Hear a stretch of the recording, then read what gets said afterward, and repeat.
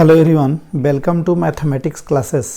आज मैं पुनः आप लोगों के बीच एडिशन का वीडियो लेकर उपस्थित हुआ हूं और यह एडिशन का तीसरा वीडियो है। इससे पहले मैंने एडिशन का 2 वीडियो ऑलरेडी अपलोड कर चुका हूं और आप, मुझे आशा है कि उस वीडियो को एंजॉय कर रहे होंगे और आप मैथ का रिवीजन भी कर रहे होंगे एडिशन का।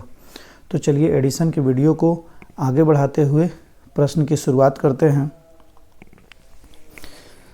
7 + 8 - 2 = व्हाट। बहुत ही सिंपल है और आप लोग आसानी से बना सकते हैं, लेकिन इतने छोटे प्रश्न को देने का मेरा मुख्य उद्देश्य ये है कि यदि आप बड़े से बड़े प्रश्न को जब आप देखें तो आप उसे आसानी से बहुत ही कम समय में बना लें। इसे बनाने से पहले आप यह ध्यान रखेंगे इसे कि हमेशा सेम अंक वाले जो प्रश्न, सेम चिन्ह वाले जो प्रश्न है, जैसे 7 है, 7 के आगे कोई चिन्ह नहीं लिखा है तो मान कर चलेंगे कि इसके आगे प्लस है और 8 के आगे तो ऑलरेडी प्लस है, 2 के आगे ऑलरेडी माइनस है। तो क्या करेंगे कि सेम चिन्ह वाले जो अंक होते हैं उसको आपस में एक साथ लिखेंगे, यानी उसके साथ एक साथ कैलकुलेशन करेंगे, अर्थात दोनों को जोड़ेंगे। 7 को 8 के साथ जोड़ेंगे और फिर माइनस के साथ उसको घटाएंगे। जैसे 7 + 8 यानी 8 × 7 = 15 और -2। ठीक है, ऐसे प्रक्रिया 8 - 2 से भी है, लेकिन आप ध्यान देंगे लंबे चौड़े जो मैथ होते हैं, जैसे मान लिया जाए आपको दे दिया जाए -4 - 2 + 3 - 6 + 2, तो आप इसे कैसे बनाएंगे? तो इसके लिए सबसे सिंपल तरीका यह है कि सेम अंक वाले चिन्ह को एक साथ जोड़ेंगे और दूसरे दूसरे चिन्ह वाले जो है उसको भी एक साथ जोड़ेंगे। जैसे देखिए -4 - 2 -6, इन सब को एक साथ जोड़ें तो 4 2 6 और 6 12, तो लिखाएगा 12। हम माइनस को सबको जोड़े हैं तो यहाँ -12 लिखा जाएगा। उसके बाद प्लस वाले चिन्ह को एक साथ जोड़ेंगे, 3 और 2 कितना हो जाएगा, 3 और 2 5। प्लस वाले को जोड़े हैं तो इसके आगे प्लस लिखेंगे। अब देखिए 12 और 5, अब यहाँ माइनस और प्लस, माइनस प्लस क्या होता है, माइनस और प्लस हमेशा माइनस होता है। तो 12 में से 5 क्या होगा, जुटेगा नहीं, यहाँ क्या होगा, घटेगा। तो कितना लिखा जाएगा, 7। 12 में से 5 घटाएंगे, यानी यहाँ तो -12 के आगे है, तो 12 में से 5 को घटाना है तो कितना आएगा, 7 आएगा। लेकिन सबसे बड़ा अंक कौन है, 12 है। 12 क्या है, कौन सा चिन्ह है, माइनस है, तो यहाँ कौन सा अंक चिन्ह होगा, माइनस होगा। मैं इसी को बताने के लिए मैं इस प्रश्न को आप लोग के बीच लिखा हूँ। और ध्यान देंगे जब सेम अंक होंगे, सेम चिन्ह होंगे, जैसे एक मिनट, जैसे माइनस गुने माइनस प्लस होता है और प्लस गुने प्लस प्लस ही होता है। जब दोनों में सेम चिन्ह हो तो हमेशा प्लस होता है। जब चिन्ह अलग अलग हो, जैसे माइनस गुने प्लस या प्लस गुने माइनस, तो दोनों में हमेशा माइनस होता है। अर्थात अलग अलग चिन्ह जब दिखेंगे तो हमेशा आप माइनस करेंगे, सेम चिन्ह दिखेंगे तो हमेशा आप प्लस करेंगे। ठीक है, तो इस प्रश्न का आपने तो उत्तर बनाया। अगले प्रश्न की ओर देखते हैं। जैसे देखिए -4 - 8 और +10, इसको कैसे बनाएंगे?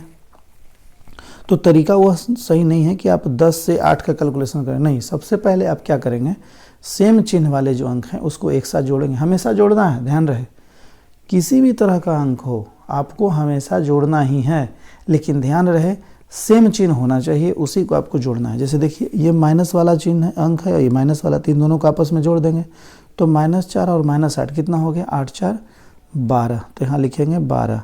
तो माइनस वाले को जोड़े हैं तो आगे माइनस लिखेंगे। उसके बाद है 10, प्लस में है तो प्लस में 10 लिखेंगे। अब क्या होगा, 12 को 10 के साथ क्या करेंगे, जोड़ेंगे या घटाओगे, यहाँ तो जोड़ का चिन्ह है। लेकिन देखेंगे माइनस प्लस क्या होता है, मैंने अभी जस्ट बताया, 2 अलग अलग चिन्ह के बीच हमेशा माइनस ही होता है। तो 12 में से 10 को जोड़ना नहीं है, क्या करना है, घटाना है। तो 12 में से 10 जाएगा तो उत्तर क्या आएगा, 2।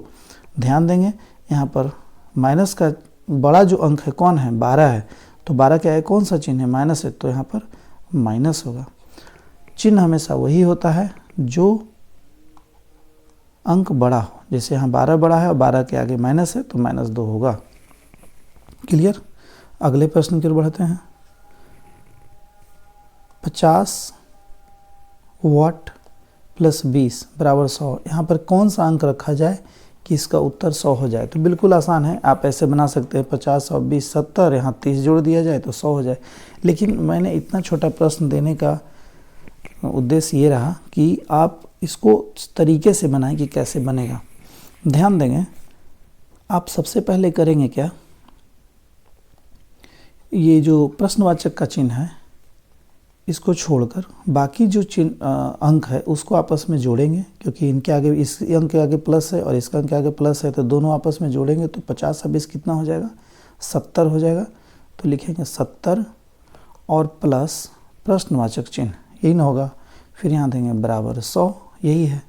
आपको प्रश्नवाचक के चिन्ह की जगह पे लाना है तो फिर लिखेंगे प्रश्नवाचक चिन्ह बराबर होगा 100 और माइनस, होता क्या है कि प्रश्नवाचक चिन्ह की जगह क्या लाना है, तो ये 70 जो आप इधर देख रहे हैं, जैसे ही बराबर के उस तरफ जब ले जाएंगे तो इसके आगे जो चिन्ह है, कुछ नहीं चिन्ह लिखा है अर्थात प्लस का चिन्ह है, जैसे ही बराबर के उस तरफ जाएगा तो इसका चिन्ह बदलकर माइनस में हो जाएगा।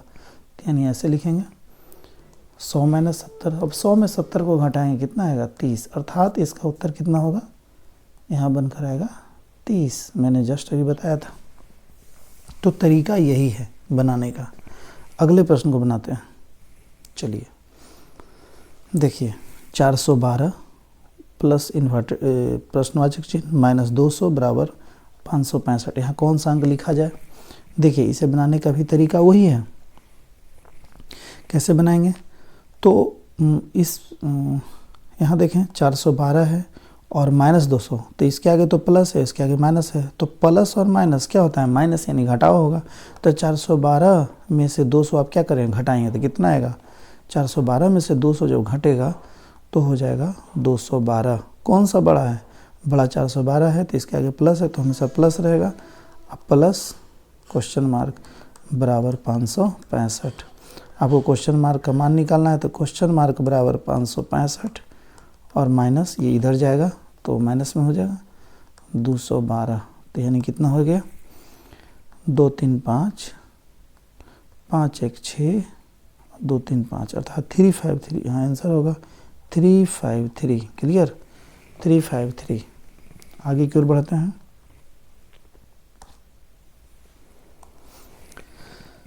चलिए अभाज्य संख्या के बारे में आते हैं। मैंने पहले बताया है अभाज्य संख्या किसे कहते हैं? वैसी संख्या जो एक और अपने से कटे उसे अभाज्य संख्या कहते हैं। तो 1 और 10 के बीच कितनी अभाज्य संख्याएं हैं? 1 और 10 के बीच कहा जा रहा है, तो 1 के बाद कौन कौन नंबर आते हैं? 1 के बाद 2 आता है, 3 आता है, 4 आता है, 5 आता है, 6 आता है, 7 आता है, 8 आता है, 9 आता है, 10 नहीं आएगा। बीच कह रहा है, 1 और 10 के बीच कह रहा है, तो 1 और 10 के बीच इतने सारे नंबर आते हैं। अब इसमें से कौन अभाज्य संख्या है? तो मैंने बताया 1 और अपने से कटे तो यहाँ 2 अभाज्य संख्या होगा, 3 भी अभाज्य संख्या होगा क्योंकि 1 और अपने से कट रहा है, 3 भी। 4 नहीं होगा क्योंकि 1 और खुद मतलब 4 से भाग देने पर 4 को कट रहा है और 1 से भी कट रहा है, लेकिन 4 जो है 2 से भी कट रहा है, तो इसलिए 4 नहीं होगा। 5 होगा, 6 नहीं होगा क्योंकि यह 3 से भी कट रहा है, 2 से भी कट रहा है, तो 6 नहीं होगा। 7 होगा, 8 भी नहीं होगा क्योंकि 2 से भी कट रहा है, 9 नहीं होगा क्योंकि 9 3 से भी कट रहा है, जबकि कटना चाहिए 1 और खुद से। तो 1 2 3 4, कुल 4 ऐसी संख्याएं हैं। कितनी संख्या है? 4 ऐसी संख्याएं हैं जो 1 और 10 के बीच हैं, अभाज्य संख्याएं। क्लियर? यदि पूछा जाता 1 और 10 के बीच कितनी सम संख्याएं हैं, तब उत्तर क्या होता? सम संख्याएं पूछा जाता तो सम संख्या यदि पूछा जाता 1 और 10 के बीच तो उत्तर होता 2 4 6 8। बस बीच पूछा जा रहा है तो 10 तो होता नहीं, तो कुल 4 संख्या है।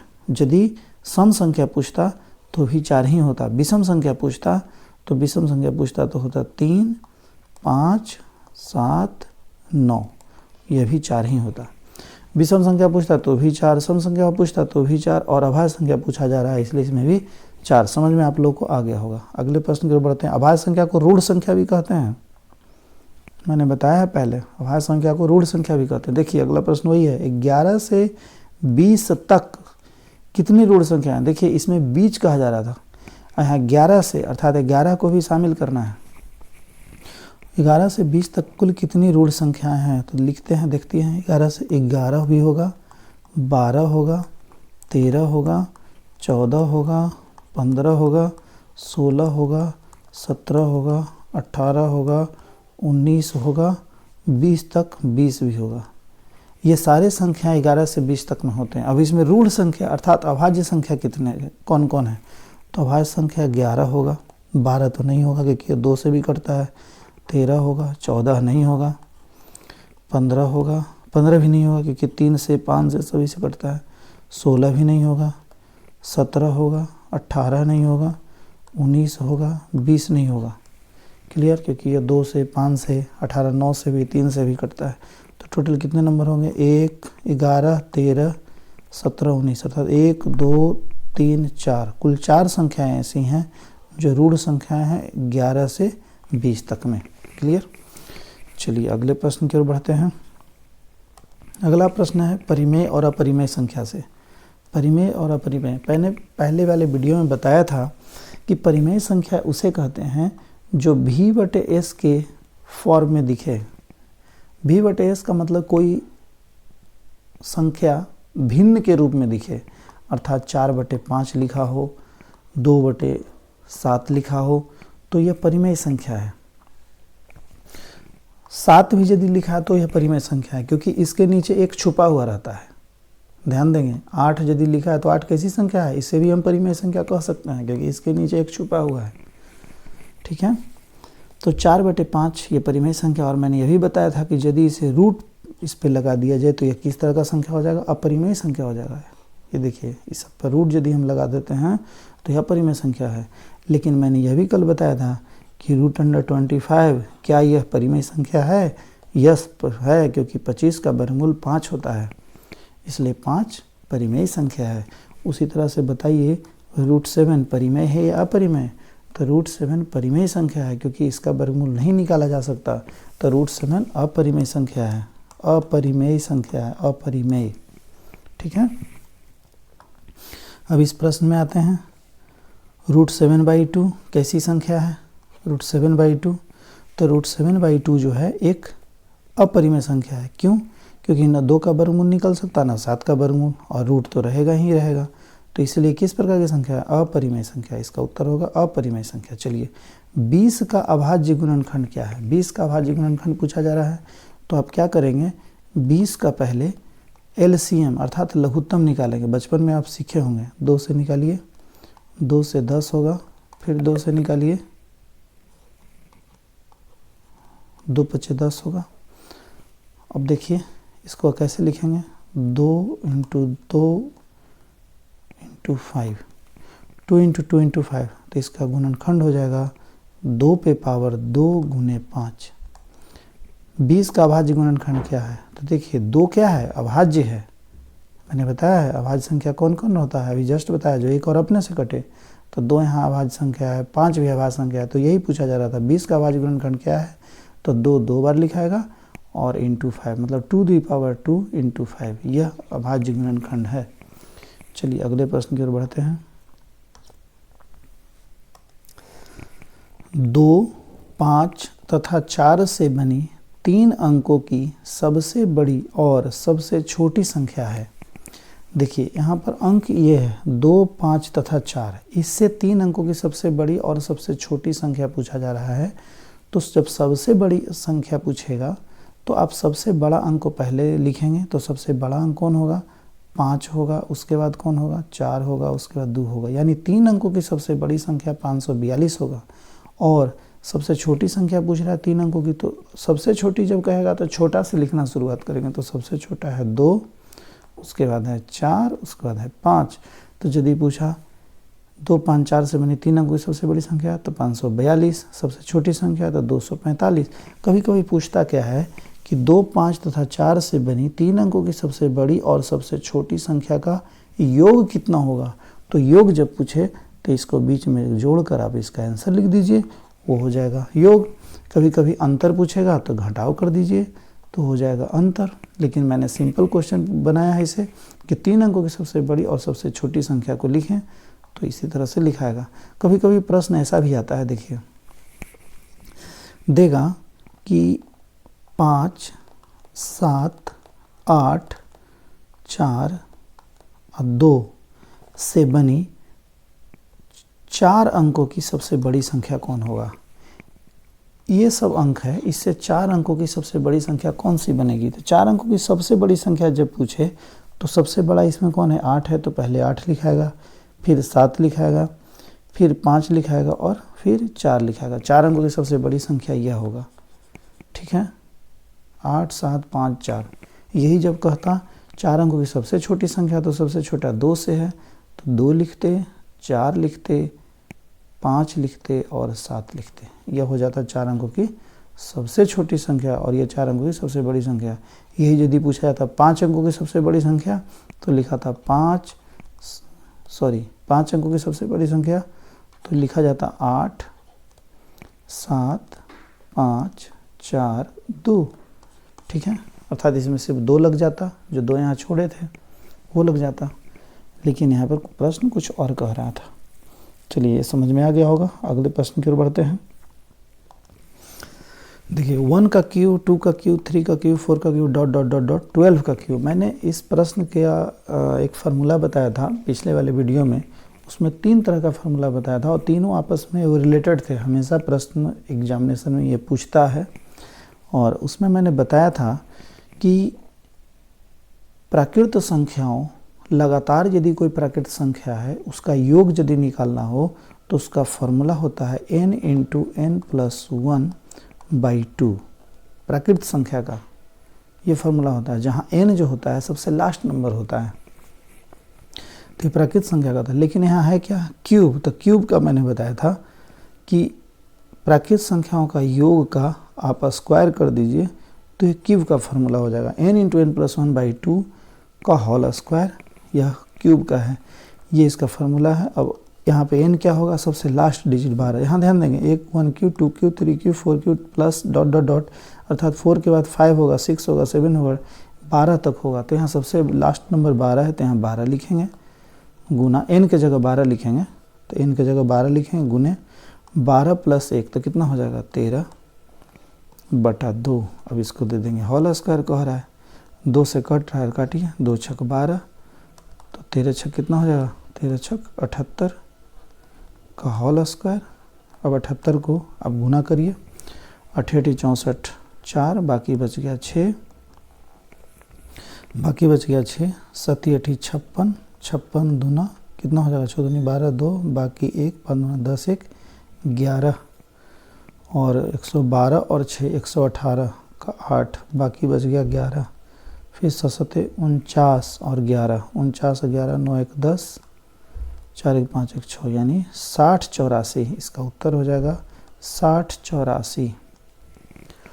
आप इस तरह के प्रश्न का बार बार रिवीजन करेंगे तो मुझे पूर्ण विश्वास है कि इस तरह का जो फार्मूला इस प्रश्न में अप्लाई हो रहा है ये आपको याद हो जाएंगे। ऐसे मैं भी टेलीग्राम का जो लिंक डिस्कशन में दे रखा है उस पर जाकर आप ग्रुप से जुड़ सकते हैं, और उस ग्रुप में इस तरह का प्रश्न मैं हमेशा डालता रहूँगा ताकि आपका प्रैक्टिस हमेशा होता रहे। तो चलिए अगले वीडियो में मिलते हैं, और आपसे आशा है कि यदि मेरे वीडियो आपको पसंद आया हो तो आप इस वीडियो को लाइक, शेयर और सब्सक्राइब ज़रूर करेंगे। तो चलिए मिलते हैं अगले वीडियो में। आप सबों को धन्यवाद।